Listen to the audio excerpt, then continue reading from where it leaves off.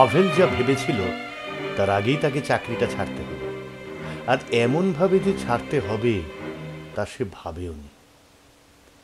একদিন বরফ ঝরা জানুয়ারির সকালে পাভেল তার কাজের শিফট শেষ করে বাড়ি যাবার জন্য তৈরি হচ্ছিল। সে দেখল যে ছেলেটি এসে তার কাজের ভার নেবে সে তখনও আসেনি। মালিকের গিন্নির কাছে গিয়ে পাভেল জানালো সেই ছেলেটি আসুক বা না আসুক সে চলে যাচ্ছে, কিন্তু গিন্নি শুনবে না সে কথা। কাজ চালিয়ে যাওয়া ছাড়া তার আর উপায় রইল না। যদিও পুরো একটা দিন রাত্রির কাজের শেষে এসে একেবারে শ্রান্ত, সন্ধ্যের দিকে পাভেল যেন ক্লান্তিতে ভেঙে পড়তে চায়। রাত্রিতে কাজের অবসর সময়টুকুতে তার বয়লারগুলো ভর্তি করে রাখার কথা, যাতে 3টে ট্রেন আসার সময় সেগুলো ফুটন্ত অবস্থায় এসে যায়। কলের মুখটা খুলে দিল পাভেল, কিন্তু জল নেই। বোঝা গেল পাম্প চলছে না। কলের মুখটা খোলা রেখে কাঠের ঢিবির ওপর সে শুলো একটু, কিন্তু ক্লান্তির কাছে হার মানতে হলো। অল্পক্ষণের মধ্যেই গভীর ঘুমে আচ্ছন্ন হয়ে গেল পাভেল। এদিকে কয়েক মিনিট পরেই কলের মুখে হিস হিস শব্দে জল এসে গেল। কুলকুল শব্দে জল পড়তে লাগলো বয়লারটায়। ভর্তি হয়ে উপচে উঠে জল ছড়িয়ে পড়ল বাসন ধোবার ঘরের টালি লাগানো মেঝেটায়। এই ঘরটা তখন ফাঁকা ছিল। জল ঝরে পড়তে পড়তে গোটা ঘরের মেঝেটা ভর্তি হয়ে উপচে উঠে দরজাটার ফাঁক দিয়ে হলঘরটার ভেতরে এসে পড়ল। ঘুমে ঝিমন্ত ট্রেন যাত্রীদের প্যাঁটড়া থলি পুঁটুলির নিচে জল জমে উঠল, কিন্তু মেঝের ওপর শুয়ে থাকা একজন যাত্রীর গায়ে জল না লাগা পর্যন্ত কেউ তা লক্ষ্য করেনি। চেঁচিয়ে লাফিয়ে উঠল লোকটি। এবার ছোটাছুটি পড়ে গেল জিনিসপত্রগুলো সামলাবার জন্য। শুরু হয়ে গেল দারুণ হইহল্লা, আর জল ঝরে পড়তেই থাকলো সমস্তক্ষণ। 2 নম্বর হলঘরটায় প্রস্কা টেবিলগুলো পরিষ্কার করছিল। গন্ডগোল শুনে ছুটে এলো সে। জল জমে ওঠা জায়গাগুলো লাফিয়ে পার হয়ে দরজাটার ওপর পড়ে প্রচণ্ড ধাক্কায় খুলে ফেলল। সঙ্গে সঙ্গেই সেই দরজায় আটকে থাকা ভেতরে জমে ওঠা জলের রাশি ধারা বেগে এসে পড়ল হলঘরে। শুরু হয়ে গেল আরও বেশি চেঁচামেচি। ডিউটিরত ওয়েটাররা ছুটে এলো বাসন ধোবার ঘরটায়। প্রস্কা ঝাঁপিয়ে পড়ল ঘুমন্ত পাভেলের ওপর। ঘুষির উপর ঘুষি, ঘুষির উপর ঘুষি এসে পড়ল ছেলেটার মাথায়, অভিভূত করে দিল তাকে। তখনও আধা ঘুমন্ত পাভেল বুঝতেই পারেনি কি ঘটল ব্যাপারটা। চোখের সামনে ধাঁধা লাগানো কতকগুলি বিদ্যুতের চমক, আর সমস্ত দেহে নিদারুণ যন্ত্রণার খোঁচা। শুধু এইটুকুই চেতনায় ছিল তার। এত প্রচণ্ড মার খেয়েছে পাভেল যে সে কোনো রকমে নিজেকে টেনে নিয়ে এলো বাড়িতে। সকালবেলায় ভ্রুকুটি গম্ভীর মুখে আর্তিয়ম তার ভাইকে জিজ্ঞেস করল কি হয়েছিল। সবই বলল পাভেল। কে মেরেছিল তোকে? শুকনো গলায় জিজ্ঞেস করল আর্তিয়ম। প্রস্কা। ঠিক আছে, এখন শুয়ে থাক চুপ করে। আর কোনো কথা না বলে আর্তিয়ম বেরিয়ে গেল তার কুর্তাটা পরে নিয়ে। ডিশ ধোয়া মেয়েদের একজনকে সে জিজ্ঞেস করলো এসে, ওয়েটার প্রস্কাকে কোথায় পেতে পারি? বাসন ধোবার ঘরে এসে যাওয়া মজুরের পোশাক পরা অচেনা লোকটার দিকে তাকিয়ে গ্লাসা বলল, এখনই এসে যাবে সে, এখনই এসে যাবে। দরজার চৌকাঠে তার বিরাট দেহের ভর রেখে দাঁড়িয়ে রইল মজুরটি। ঠিক আছে, আমি অপেক্ষা করছি। একটা বারকোষের ওপর ডিশের পাহাড় নিয়ে দরজাটা পায়ের ধাক্কায় খুলে প্রস্কা বাসন ধোবার ঘরটায় ঢুকল। দেখিয়ে দিয়ে গ্লাসা বলল, এই যে সে। এক পা এগিয়ে এসে প্রস্কার কাঁধে ভারী হাত একখানা রেখে আর্তিয়ম সোজা তার চোখে চোখ রাখল। আমার ভাই পাভেলকে মেরেছ কেন? ঝাঁকুনি দিয়ে কাঁধটা ছাড়িয়ে নেবার চেষ্টা করলো প্রস্কা, কিন্তু প্রচন্ড একটা ঘুষি খেয়ে চিৎপাত হয়ে পড়ল সে মেঝের ওপর। উঠবার চেষ্টা করতেই আরো ভীষণ আরেকটা ঘুষি তাকে যেন গেঁথে দিল মেঝের সঙ্গে। আতঙ্কগ্রস্ত ডিশ ধোয়া মেয়েরা ছুটোছুটি আরম্ভ করলো চারদিকে। ঘুরে দাঁড়িয়ে আর্তিয়ম বেরিয়ে এলো। চিৎপাত হয়ে পড়ে রইল প্রস্কা মেঝের ওপর। থেঁতলে যাওয়া মুখখানা দিয়ে রক্ত ঝরে পড়ছে তখন। সেদিন সন্ধ্যায় ডিপো থেকে বাড়ি ফিরল না আর্তিয়ম। মা জানতে পারল তাকে পুলিশে আটকেছে। 6 দিন পর গভীর রাত্রে ফিরে এলো আর্তিয়ম। মা তখন ঘুমিয়ে পড়েছে। পাভেল উঠে বসেছিল বিছানায়। তাকে আর্তিয়ম কোমল গলায় বলল, এখন ভালো তো? পাভেলের পাশে বসে আর্তিয়ম বলল, এর চেয়েও খারাপ ব্যাপার হয়। তারপর এক মুহূর্ত চুপ করে থেকে সে বলল, যাগ্গে, তুই বিদ্যুৎ স্টেশনে কাজ করবি, আমি ওদের বলে রেখেছি তোর কথা। সত্যিকারের একটা কাজ শিখবি তুই ওখানে। আর্টিয়মের বলিষ্ঠ হাতখানা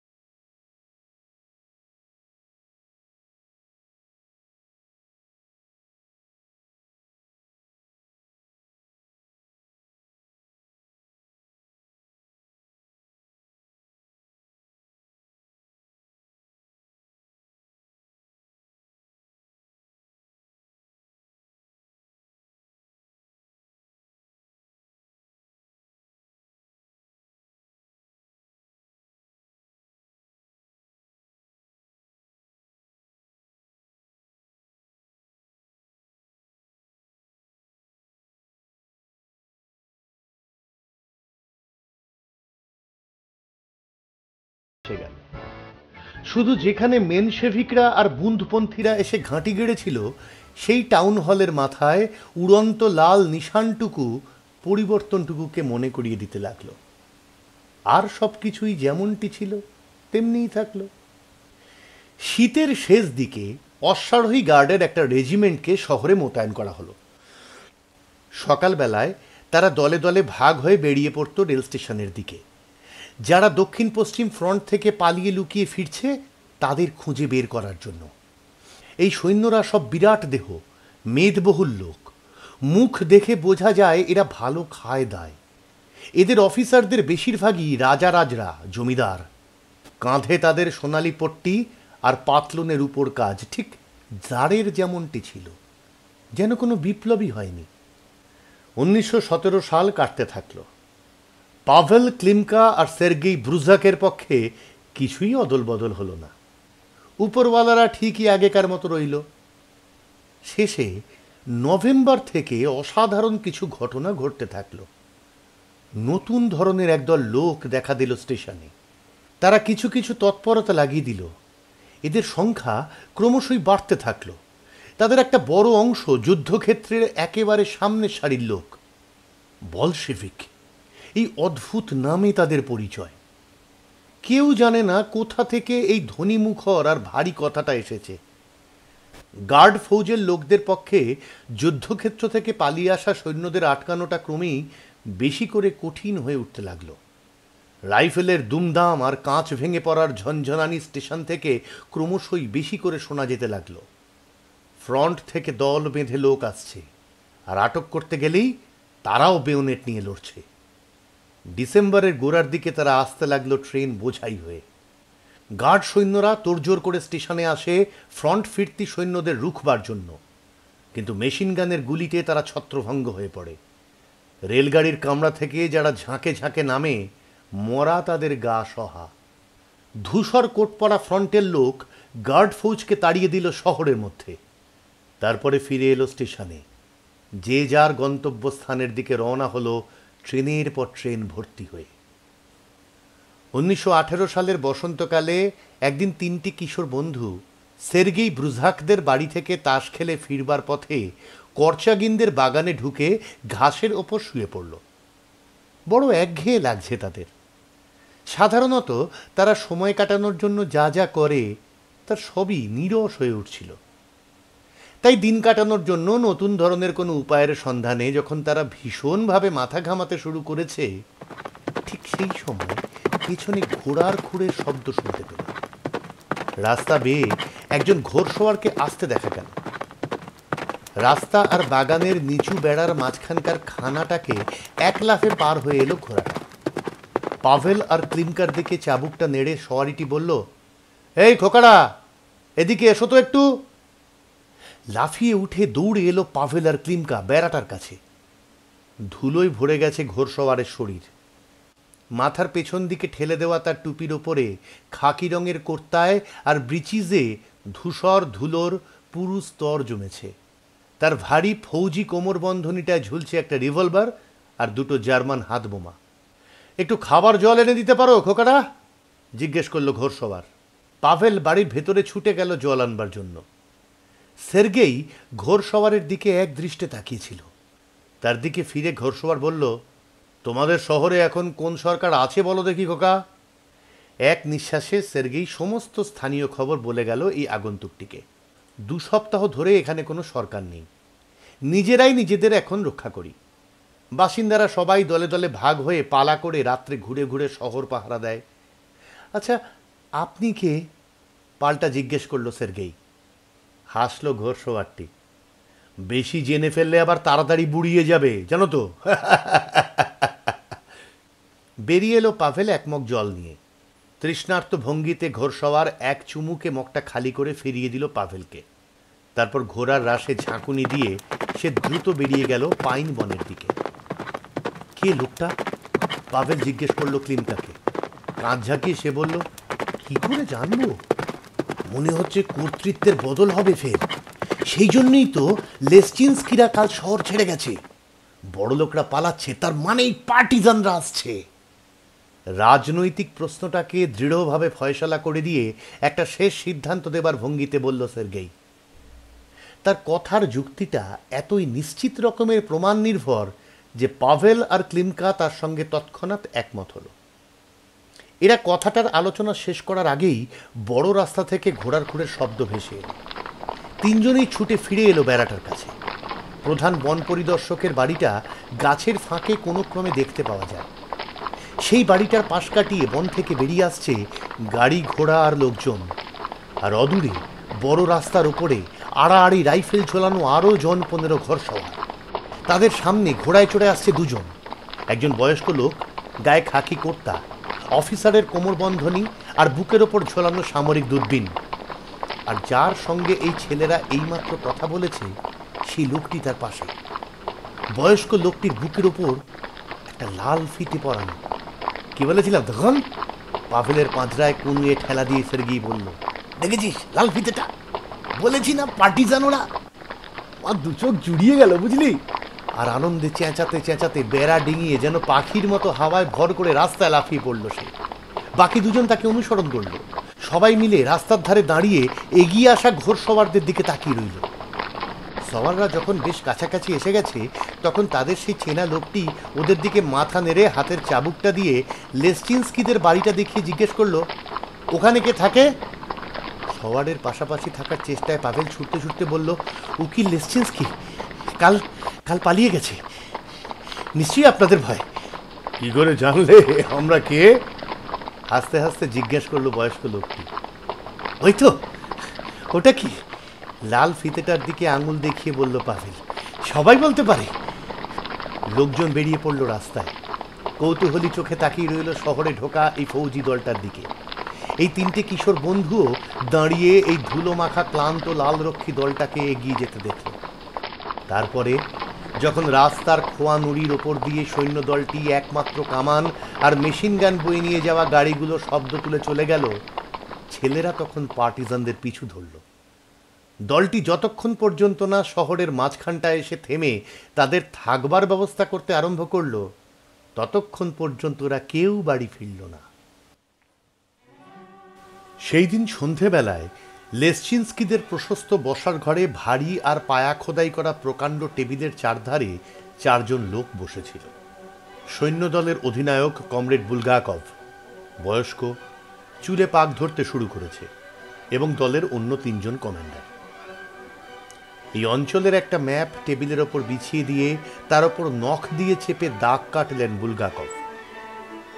কমরেড ইয়ারমাচেঙ্কো, তুমি বলছো আমাদের এই জায়গাটায় একটা লড়াইয়ের ঘাঁটি গাড়া উচিত। উঁচু চোয়াল আর বড় বড় দাঁতওয়ালা যে লোকটি সামনে বসেছিল তাকে উদ্দেশ্য করে বললেন বুলগাকভ। কিন্তু আমার তো মনে হয় সকালেই আমাদের রওনা দেওয়া দরকার। আরো ভালো হতো যদি রাত্রেই চলা শুরু করা যেত, কিন্তু আমাদের সৈন্যদের খানিকটা বিশ্রাম দরকার। কাজাতিনে জার্মানরা আসার আগেই সেখান থেকে সরে আসাটা হচ্ছে আমাদের কাজ। আমাদের যা সামর্থ্য আছে তাই দিয়ে শত্রুকে রুখতে যাওয়াটা হাস্যকর হবে। একটা কামান আর 30 রাউন্ড গোলা, 200 পদাতিক সৈন্য আর 60 জন ঘোড়সওয়ার। জার্মানরা যখন নিষ্পাতের বন্যার মতো এগিয়ে আসছে, তখন এটাকে খুব একটা জোরদার সামরিক শক্তি নিশ্চয়ই বলা চলে না। অন্য সব হটে আসা লাল দলগুলির সঙ্গে যোগ দিতে না পারা পর্যন্ত আমরা লড়াইয়ের মুখোমুখি দাঁড়াতে পারি না। তাছাড়া কমরেড, আমাদের অবশ্যই মনে রাখতে হবে, জার্মানরা ছাড়াও পথে আমাদের অসংখ্য প্রতিবিপ্লবী ফৌজি দলকে রুখতে হবে। আমি প্রস্তাব করছি, সকালে প্রথমে স্টেশনের ওধারে রেল সাঁকোটা উড়িয়ে দিয়ে আমরা সরে যাব। ওটা মেরামত করে নিতে জার্মানদের 2-3 দিন লাগবে। ইতিমধ্যে রেলপথ ধরে তাদের এগিয়ে আসাটা আটকে থাকবে। কি বলো তোমরা কমরেড? আমাদেরকে ঠিক করতে হবে সব কিছু। কিন্তু টেবিলের চারপাশে যারা বসেছিল তাদের দিকে তাকালেন তিনি। বুলগাকভের কোনাকুনি উল্টো দিকে বসেছিল স্ত্রুৎস্কভ। ঠোঁট চিবিয়ে সে প্রথমে ম্যাপটার দিকে, তারপর বুলগাকভের দিকে তাকালো। শেষে অতি কষ্টে ঠেলে ঠেলে শব্দ বার করে বাঁধো বাঁধো গলায় বলল, আমি বুলগাকভের সঙ্গে একমত। এদের মধ্যে সবচেয়ে অল্প বয়সী মজুরের কর্তা পরা লোকটিও মাথা নেড়ে সমর্থন জানাল। হ্যাঁ, বুলগাকভ ঠিক বলেছেন। কিন্তু ইয়ারমেচেঙ্কো, যে কয়েক ঘন্টা আগে পাভেলদের সঙ্গে কথা কয়েছিল, সে মাথা নাড়ল। তাহলে আমরা এই সৈন্যদলটাকে জড়ো করতে গিয়েছিলাম কিসের জন্য? লড়াই না করি জার্মানদের সামনে থেকে সরে আসার জন্য। আমি যতদূর বুঝেছি, এইখানেই তাদের সঙ্গে মোকাবিলা করতে হবে। পিছু হটতে হটতে তো একেবারে হদ্দ হয়ে গেছি। আমার ওপর যদি ভার থাকতো, তাহলে আমি নিশ্চয়ই এখানেই ওদের সঙ্গে লড়তাম। চেয়ারটা পেছন দিকে সজোরে ঠেলে দিয়ে সে দাঁড়িয়ে উঠে ঘরে পায়চারি শুরু করল। কথাটায় সায় না দিয়ে বুলগাকভ তাকালেন তার দিকে। আমাদের মাথা খাটাতে হবে ইয়ারমেচেঙ্কো। যে লড়াইয়ে আমরা মার খেয়ে নিশ্চিহ্ন হয়ে যেতে পারি, সেরকম কোনো লড়াইয়ের মধ্যে সৈনিকদের ঠেলে দিতে পারি না আমরা। তাছাড়া হাস্যকর ব্যাপার হবে সেটা। আমাদের ঠিক পিছনে রয়েছে ভারী কামান আর সাঁজোয়া গাড়িতে সুসজ্জিত একটা পুরো ডিভিশন। ছেলে মানুষই করার সময় এটা নয় কমরেড ইয়ারমেচেঙ্কো। অন্যদের দিকে তাকিয়ে তিনি বক্তব্য শেষ করলেন। তাহলে তাই ঠিক হলো, আমরা কাল সকালে এখান থেকে সরে যাচ্ছি। আচ্ছা, এখন পরের প্রশ্নটায় আসা যাক। যোগাযোগ রক্ষার ব্যাপারটা কি করা যায়? বলে যেতে থাকলেন বুলগাকভ। আমরাই শেষ দল যারা জায়গাটা ছেড়ে যাচ্ছি। সুতরাং জার্মান সৈন্য সারির পেছনে কাজ চালানোটা সংগঠিত করা আমাদেরই কাজ। মস্ত বড় একটা রেল জংশন এটা। 2টো স্টেশন আছে শহরটায়। রেলপথে কাজ চালাবার জন্য একজন নির্ভরযোগ্য কমরেড যাতে থাকেন, সে ব্যবস্থা আমাদেরই করতে হবে। কাজটা চালিয়ে যাবার জন্য এখানে কাকে রেখে যাওয়া যায়, সেটা আমাদের এখনই ঠিক করতে হবে। তোমাদের মনে আসছে কারোর কথা? ইয়ারমেচেঙ্কো টেবিলটার দিকে আস্তে আস্তে বলল, আমার মনে হয় নৌবাহিনীর ফিওদর জুখরাইয়ের এখানে থাকা উচিত। প্রথমত, সে স্থানীয় লোক। দ্বিতীয়ত, সে ফিটার মিস্ত্রি, স্টেশনে কাজ জুটি নিতে পারবে একটা। আমাদের সৈন্যদলের সঙ্গে তাকে কেউ দেখেনি। আজ রাত্রের আগে সে এখানে আসছে না। কাঁধের ওপর মাথাটা তার দিব্যি খোলসা। সে ঠিকমতো কাজ চালিয়ে যাবে। আমার মনে হয় সে এই কাজের পক্ষে সবচেয়ে উপযুক্ত লোক। মাথা নাড়লেন বুলগাকভ। ঠিক, আমি তোমার সঙ্গে একমত। কোনো আপত্তি নেই তো অন্য কমরেডদের? অন্যদের দিকে তাকালেন তিনি। কোনো আপত্তি নেই তো। আচ্ছা, তাহলে এই ব্যাপারটা ফয়সলা হয়ে গেল। জুকরাইয়ের কাজের জন্য লাগতে পারে এমন কিছু টাকা আর পরিচয়পত্র আমরা তার কাছে দিয়ে যাব। আচ্ছা, এবারে তৃতীয় আর শেষ আলোচনাটা। এই শহরে জমা করে রাখা অস্ত্রশস্ত্র সম্বন্ধে এবারে আমাদের আলোচনা।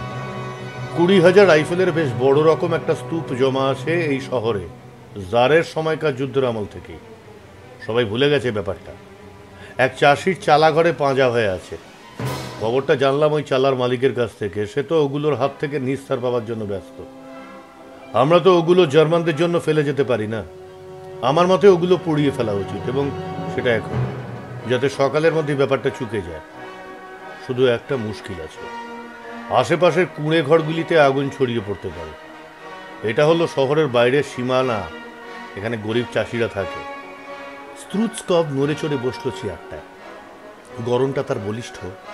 তার মুখের খোঁচা খোঁচা দাড়ি বেশ কয়েকদিন খুরের স্পর্শ পায়নি। পোড়াবো কেন?